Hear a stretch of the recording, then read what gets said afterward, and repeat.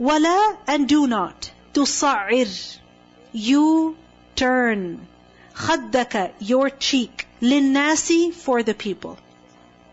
Do not turn your cheek towards the people. What does it mean by this? تُصَعِّرْ, from the root letters صاد, عين, را, صَعْر. And صَعْر basically is a kind of disease that camels get, okay, which stiffens their neck. And when their neck is stiff, that means they're not turning it. You understand? So if the whole neck is stiff, they're not going to turn right, they're not going to turn left. This is what sa'ar is, literally. And from this, the sa'ar of the khad is cheek. Okay? It's to stiffen one's cheek, meaning to show someone your cheek, not face them, not look at them with your eyes, but always keep your side towards them. He says, لا تصعر خدك للناس. Do not turn your cheek toward people. Meaning, in contempt, in pride, in arrogance. Rather, face people. Look at them. Talk to them. Hear them. Listen to them. No matter how angry you are. Because what happens is that when we're upset, what do we do generally? I'm upset with you. Right? We'll turn our face away. Have you seen little children doing that? I'm not your friend. And turn the face away. So this is تصعر خدك للناس. Don't show your cheek to people. This is not polite. ولا تمشي, and do not walk. تمشي, mim shin ya. في الأرض, in the earth, مرحا, exultantly. What is marh? اختيال. To think highly of oneself. And when a person is thinking very highly of themselves, then it shows in their walk. So don't walk in a proud way. Rather, how should you walk? Hawnan, gently, in a humble way. Inna Allah, indeed Allah, la yuhibbu, He does not like, kulla, every mukhtalin fakhur, self-deluded and boastful individual. Allah does not like. Luqman doesn't say to his son, I don't like this. Luqman doesn't say, people don't like it. Luqman says, Allah does not like such an individual. Again, what is he instilling over here? Muraqabah. Be careful. Allah is watching you. Be mindful of Allah. The two words that are mentioned here, Allah does not like mukhtal and He does not like fakhur. Who is mukhtal? Mukhtal, self-deluded, self-conceited. From ikhtiyal, kha, ya, lam. Ikhtiyal is arrogance or pride that is based on some greatness or superiority that a person thinks he has, because it's from khiyal, which is to think. Right? So a person thinks that, oh, I look the best. Oh, I am the best. I'm the most smart over here. I'm the most intelligent one. I can read the best. I can draw the best. I can paint the best. I can run the best. I can play this game the best. Whereas in reality, he's not actually like that. So mukhtal, self-conceited. In an imaginary world, a person thinks himself as very great. So what happens is that mukhtal, this arrogance, it is reflected in the actions, in one's manners, in his body language. Allah does not like mukhtal, and He doesn't like fakhur. Who is fakhur? Boastful. Fa, kha, ra. You remember the word fakhar? Fakhar, the clay of pottery. Okay? Have you ever seen a bowl or a dish or a vessel that is made of mud? Maybe you've made it yourself also. What happens? When you touch it, when you knock on it, does it make a sound? It does, right? This is who a fakhur person is. That they make noise about who? Themselves. I am this, I am that. I have done this, I have done that. I can do this, I can do that. So fakhur, boastful, meaning someone who through his speech shows off, is arrogant. Mukhtal is how? Through one's actions, manner, body language. Fakhur is through one's words, through one's speech. And what's the objective over here? To make sure that you're being given importance, trying to gain attention. Allah does not like such people. So don't walk arrogantly and do not deal with people arrogantly. So how should you treat people? In the best manner. What is he doing over here? He's warning his son against arrogance. The Prophet ﷺ said, Allah has revealed to me that you must be humble. You must be humble so that no one oppresses another and no one boasts over another. No person should boast over another. Sometimes it happens in a very subtle way. Like for example, if somebody tells you, I was up till 1 o'clock doing my assignment, and you're like, yeah, you think you're some big shot? I was up till 2 o'clock. There you go. You understand? This is what? Fakhur. Trying to display one's sacrifices and one's accomplishments and one's, abilities and one's achievements. Why? Allah does not like such an individual. And if we remember this, Allah does not like, then we wouldn't care about how we look in front of people. Assalamu alaikum. It's amazing how relevant this ayat was these days, because Allah is telling us to be humble. And these days with social networking, our whole society is based on self-praise, right? Selfies, you go to the top of the CN Tower, take a picture of you at the top of the CN Tower, or whatever else there is. It's all about me, showing off and all that. So, at those moments when you're really tempted to show off and post a picture or post something online, we should think about this ayah and, be more humble. Yeah. Unless there is a certain reason to tell people that, I was here doing something, I was here worshipping Allah subhanahu wa ta'ala, I remembered you in my du'as, things like that. That's different. Or you want to share with your family, that's different. But taking note of every single, big or small accomplishment, what's the point of that? So Allah does not like such individuals who are constantly boasting. In Surah Al-A'raf, Ayat 13, we learn about Iblis, that how when he said, I am better than Adam, I'm not going to do sajda over here. Allah said, قَالَ فَهْبِطْ مِنْهَا فَمَا يَكُونُ لَكَ أَن تَتَكَبَّرَ فِيهَا فَاخْرُجْ إِنَّكَ مِنَ الصَّاغِرِينَ. You have no right to be arrogant over here. Get out of here. You are of those who are made small. You have no honor, no worth. You are of those who are debased. And this is a reality.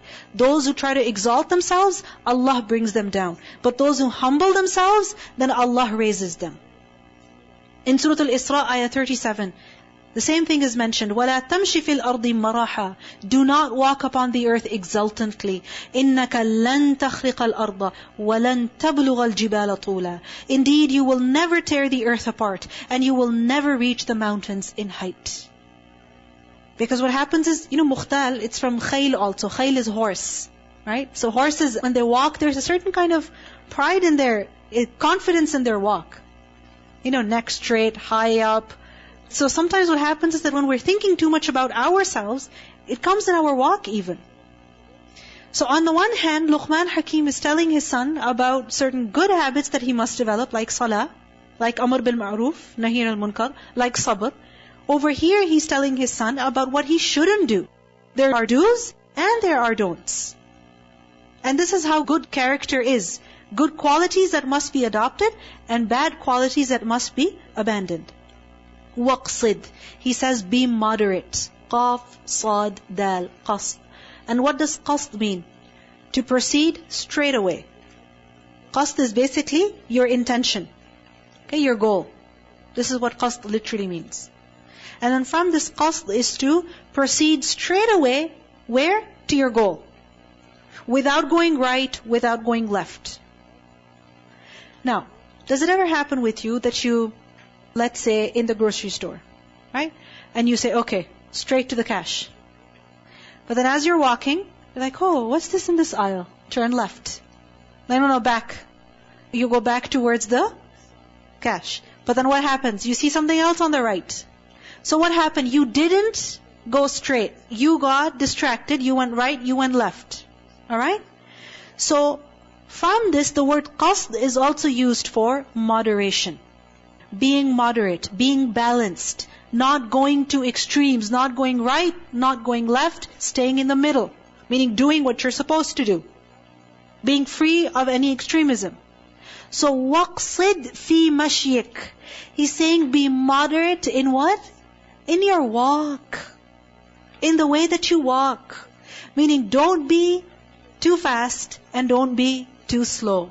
Rather, you should walk peacefully and in a dignified way, with dignity.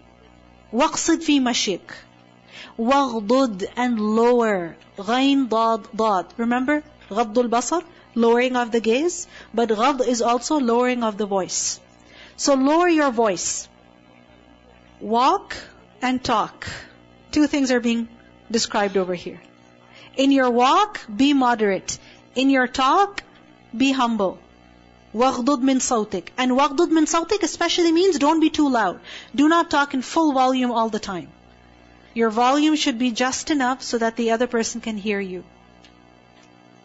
And I heard somewhere recently that raising your voice, if it was really a blessing, then Allah would not have given it to the donkeys. Meaning if it's really a good thing, then it wouldn't have been given to donkeys.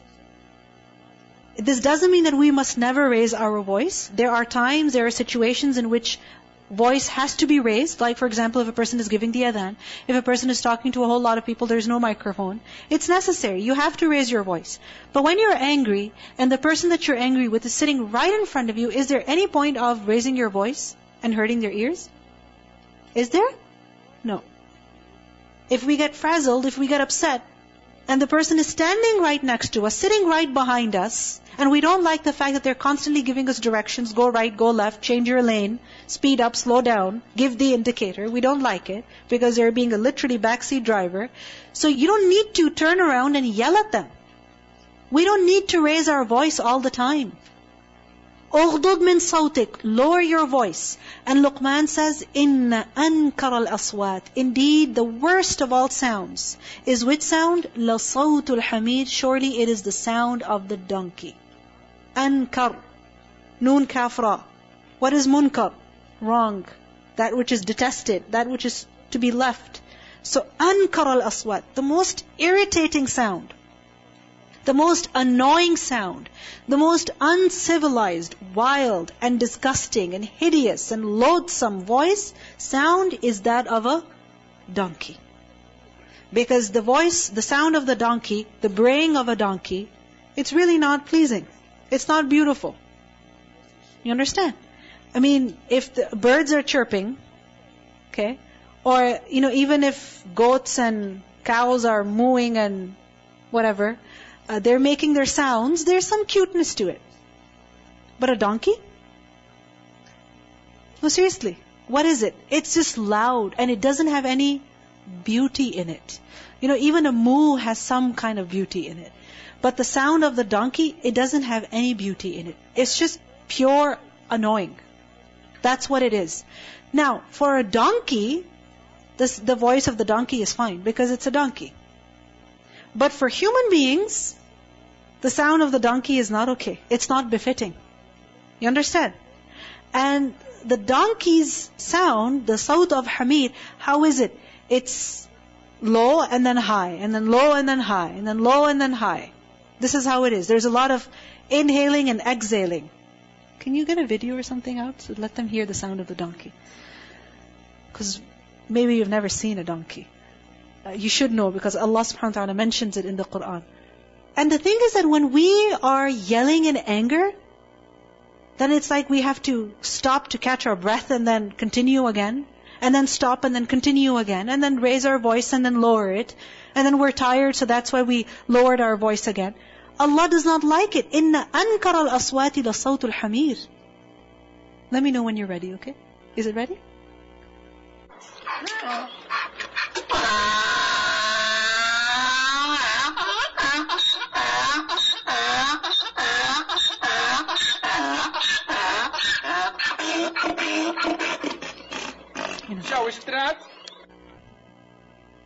Was it pleasing?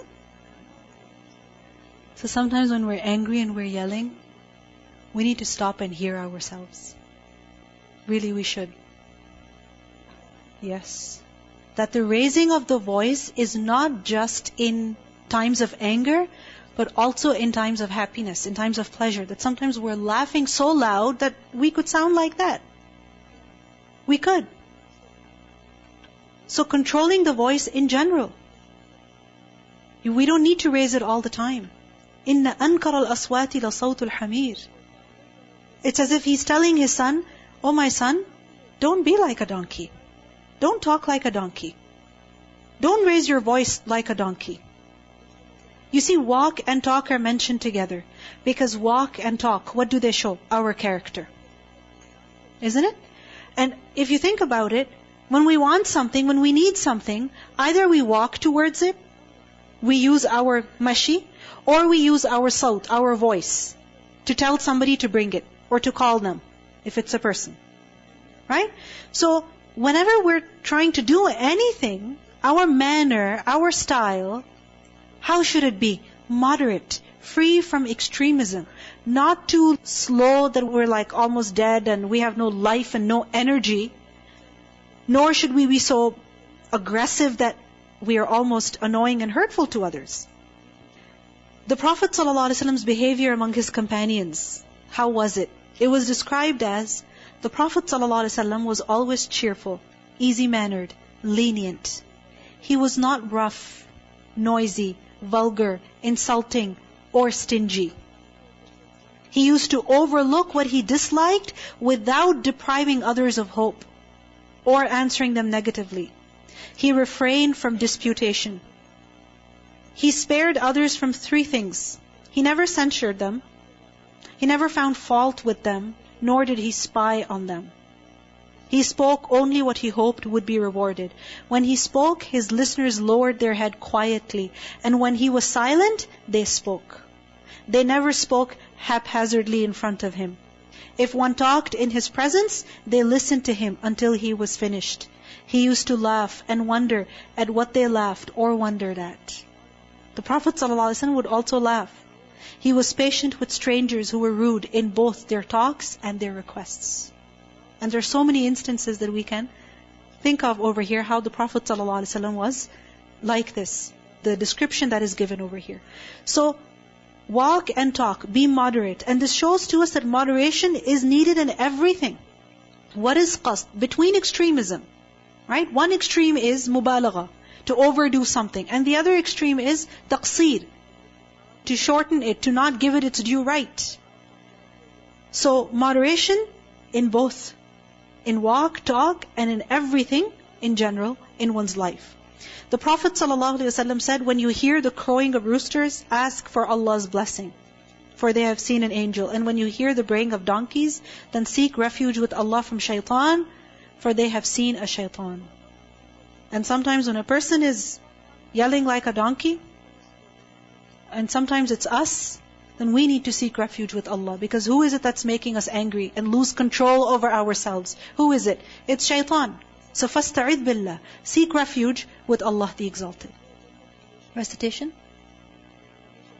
ولا تصعر خدك للناس ولا تمش في الأرض مرحا إن الله لا يحب كل مختال فخور واقصد في مشيك واغضض من صوتك إن أنكر الأصوات لصوت الحمير.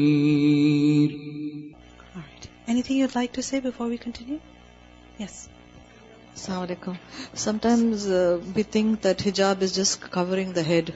Like the sister mentioned, laughter, the way you speak, especially when there's a gathering of men and women. We have to watch our walk, the way we speak, the way we conduct ourselves, especially the laughter of, the woman. Sometimes it's so loud. It just kind of attracts attention. Well, sometimes even when, as girls, as we're sitting, even in that we kind of get out of control. I mean, if you look at all the things that are mentioned over here, what kind of personality is Luqman developing in his child? A very balanced, calm, responsible individual. Right? Who has the sense of identity. I have my rules. What is right is right. What is wrong is wrong. I have to pray. Right? I will be patient over anything that hurts me, that annoys me. Right? Responsibility. And then overall, well-mannered person who watches their walk, their talk, their anger, their laughter, everything. So I didn't notice that while I was reading so loudly over here and sitting. My son came from the men's section and he said, "Mama, you're so loud. You should not read it so loudly." That's right. Yeah. I mean, sometimes it could be our recitation of the Quran also, that if it's too loud, that first of all, we're hurting our throats, and so we can't read beyond a page or two. And then secondly, other people are getting disturbed. They can't do anything. I think one of the greatest thing that has been shown is how Luqman is giving the advice to his son. And for parents to be modeling it while they are doing it, because the children are the one, so it's not what you say but what you do.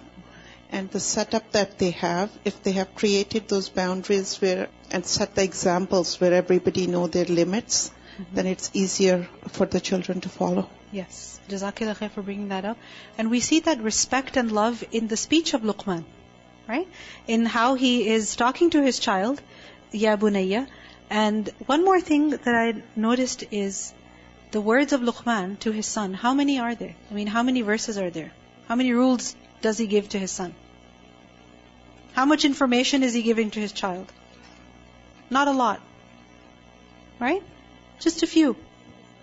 Concise.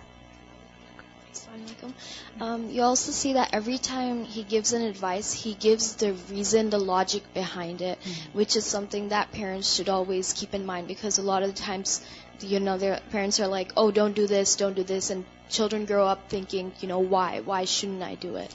Like, even when he tells his son to, speak, not sound, lower his voice, he gives him the example of a donkey. Yes. When he's teaching him about Allah subhanahu wa ta'ala, or about muraqabah, consciousness, he gives him an example. When he teaches him about salah, amr bil ma'roof, nahi al munkar, he tells him this is of the matters which you have to stick to, you have to abide by. Inna dhalika min azm al umur. They require determination, but you have to be determined because Allah is the one who's ordered. So for everything there is some explanation, there is some reason, there is some benefit, or things that He is forbidding him from, there's the harm that's mentioned over there. Whenever we become arrogant or exceed our bounds, Allah always puts us back in our place, immediately, through something or another. So the other day, I went out and I bought something and I was feeling good about it. And I was walking to the bus stop all happy and stuff. And I'm leaning against this telephone pole or whatever, all proud and stuff. And then immediately I feel something drop on my head. And then I touch it. Why did you touch it? With a piece of paper. Good. And it was bird poo. And then I was like, astaghfirullah, this is what I get for being overly happy for something so small, Thing is that, happiness, this joy is very natural. You get something, you feel happy, but you have to channel it in the right direction. You have to turn it into gratitude instead of arrogance. Assalamu alaikum. I think what has also struck me here is in a world where we are called extremists, and that's a word that is actually really used a lot to describe people who actually follow Islam, we're just being told no. Actually, we're moderate. The word in the Quran is we are people of moderation, moderate. Yeah, that's moderation is what we're taught, qasd, right? All of the instructions or the advice that Luqman gives to his son, I want you to do this homework, okay? Write it down. So for example, La tushrik billah. Okay? And then next to that, make 2 columns basically. And the second column should be why. So what's the reason? And what's the reason over here? La tushrik billah. Why? Inna shirka la dhulmun azim. We'll do it together right now, but you have to do it in writing. Okay? So for the first one is La tushrik billah, because inna shirka la dhulmun azim. Alright.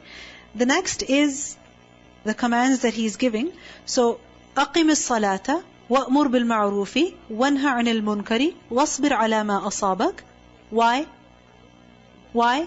إن ذلك من عزم الأمور. The next is لا تصعر خدك للناس لا تمشي في الأرض مرحا. Why? إن الله لا يحب كل مختال فخور. The next is وَقْصِدْ فِي مَشْيِكَ وَغْضُضْ مِنْ صَوْتِكَ. Why? Because إِنَّ أَنْكَرَ الْأَصْوَاتِ لَصَوْتُ الْحَمِيرِ. So this is one homework. The second homework is share these verses or the content of these verses, okay, the do's and the don'ts, with a child. Whether it's your own child or somebody else's child, your sister, your brother, a child. Okay? I'm not going to give an age over here because children are children. Okay? Whoever you think is a child, go ahead and tell them about this. And also take their feedback. What do they have to say? So for example, you're telling them about shirk, you're explaining it.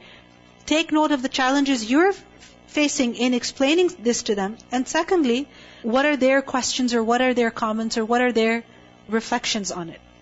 Okay? So these two homeworks. First of all, write these down. And secondly, you have to tell somebody about it. Tell a child about it.